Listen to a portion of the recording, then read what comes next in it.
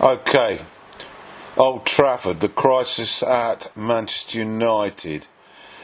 I've watched and listened to a lot of folk over the last few days. In fact, over the last few weeks, I was particularly impressed with what Roy Keane had to say, and I'll refer back to him in a bit.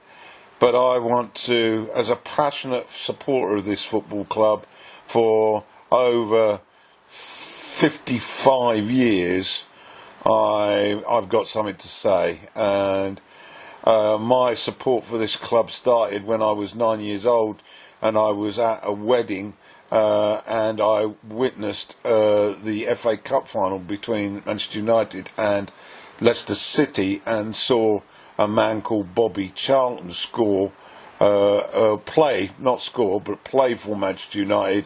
And with my father by my side, that was the date when I said, this is my team, I'm going to support this team. And I followed it up with years of support by travelling to Old Trafford, travelling to away fixtures in London. And to say that I'm obsessed with them is probably an understatement. So what's going on at the moment is extremely troubling, and I want to echo my thoughts.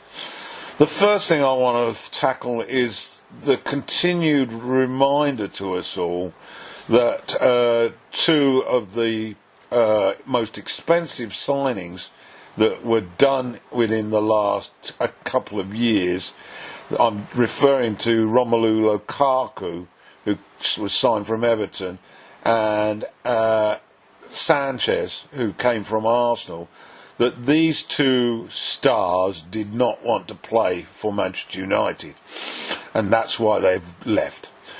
Well, I dispute that. At the time that they arrived at Old Trafford, and shortly after, Jose Mourinho was the coach, and Romelu Lukaku was desperate to play with Mourinho again after his time at Chelsea. Alexis Sanchez,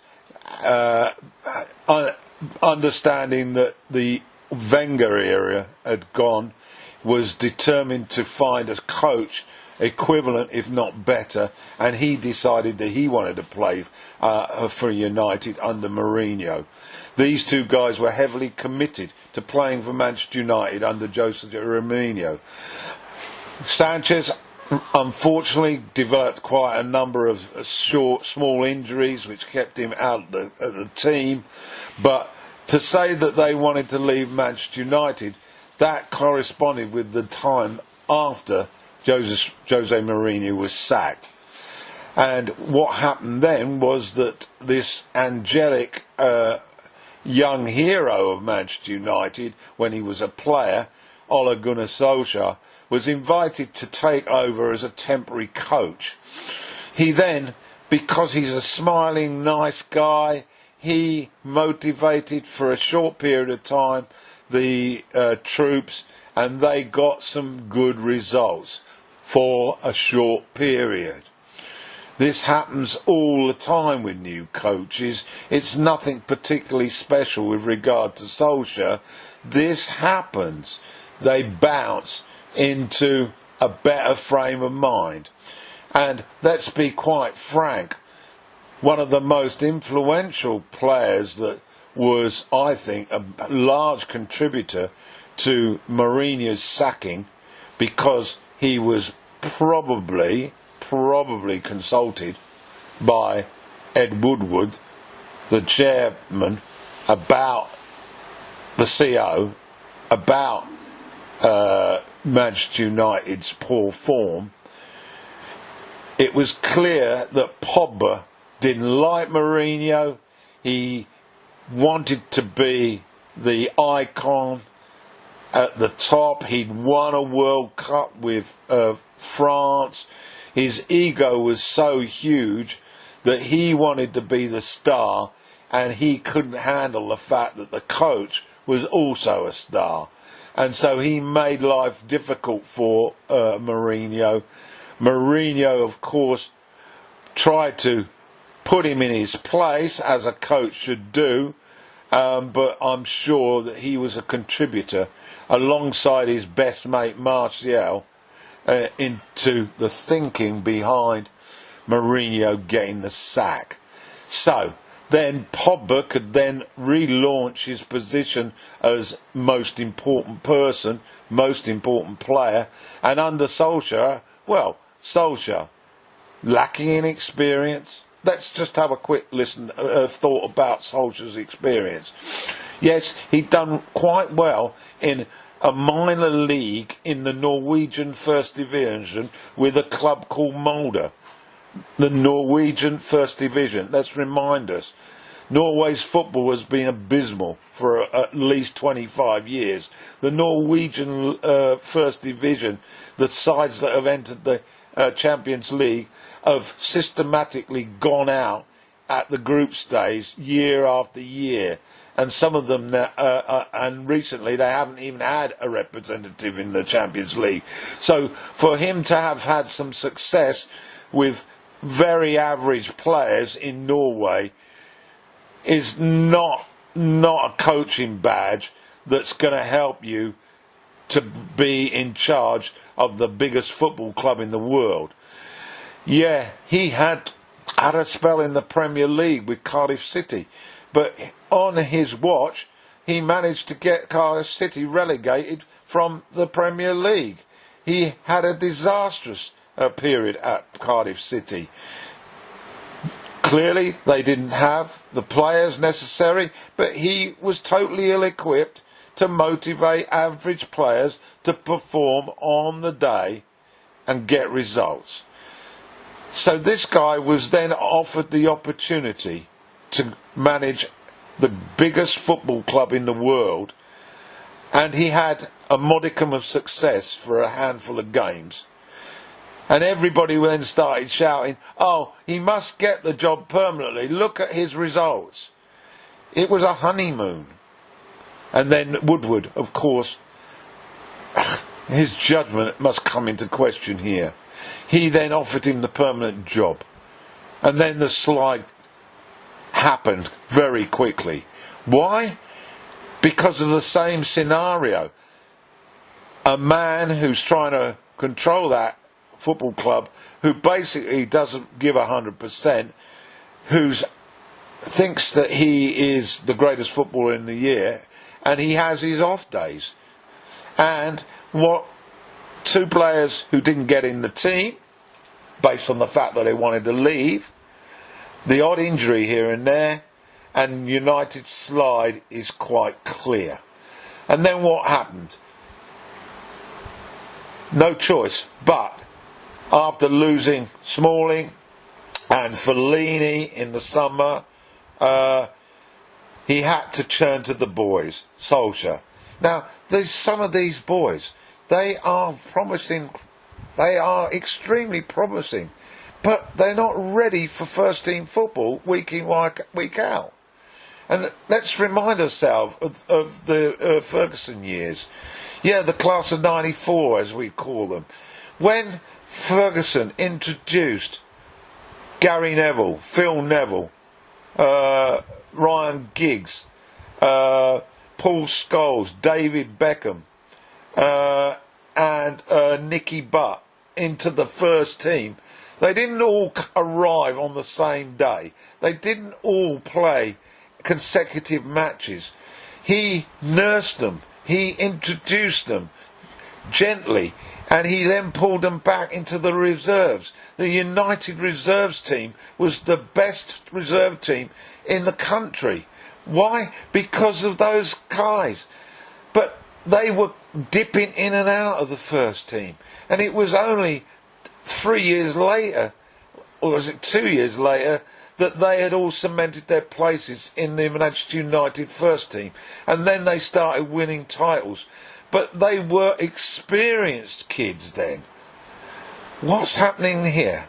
We've got Greenwood. We've got Chong. We've got James, who's just been bought from Swansea.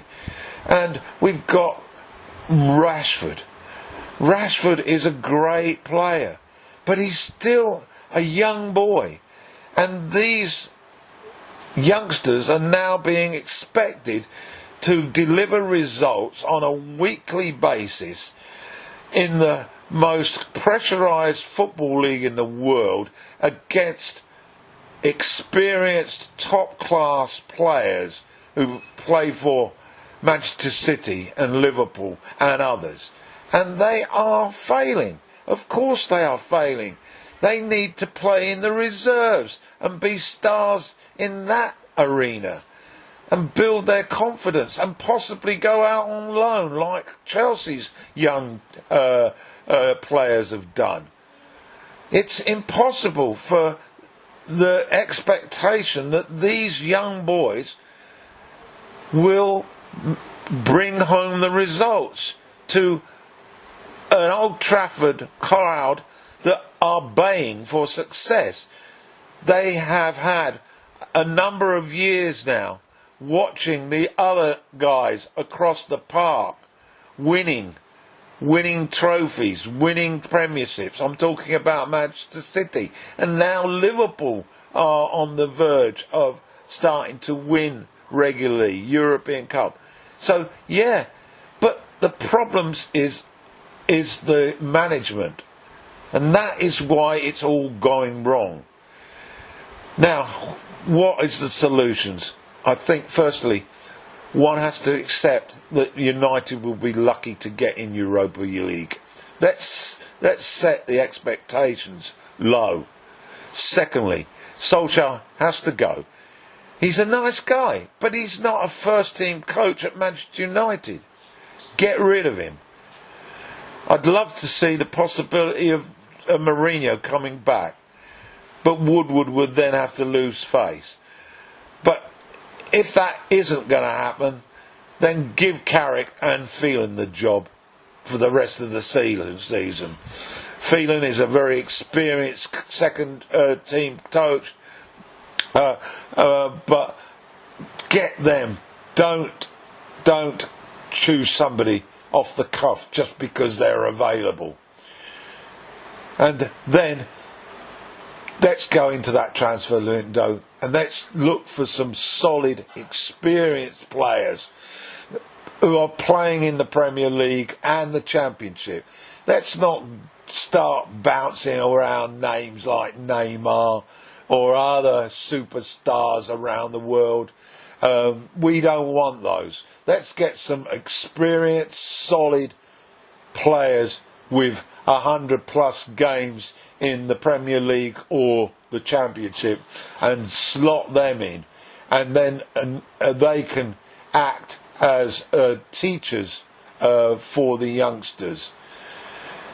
Other experienced players currently playing in the squad have failed to show their pedigree as experienced players. They have to go. I'm talking about Matic. I'm talking about Mata. I'm talking about others that are just not up to it. Lindelof, why he was given a contract, I will never know. That's my plan, and that's what I would do. Because this club desperately needs an upturn, and quickly. And I'm sorry, Mr. Solskjaer. You should never have been offered the job. It's now time for you to go back to Mulder, learn your trade, and maybe in the future, not at Manchester United, but maybe at the future, you can do a solid job for a Premier League club.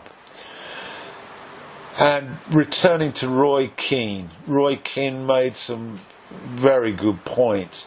His main point, this was after they lost at West Ham, he said that the players selected for that match, there were no leaders.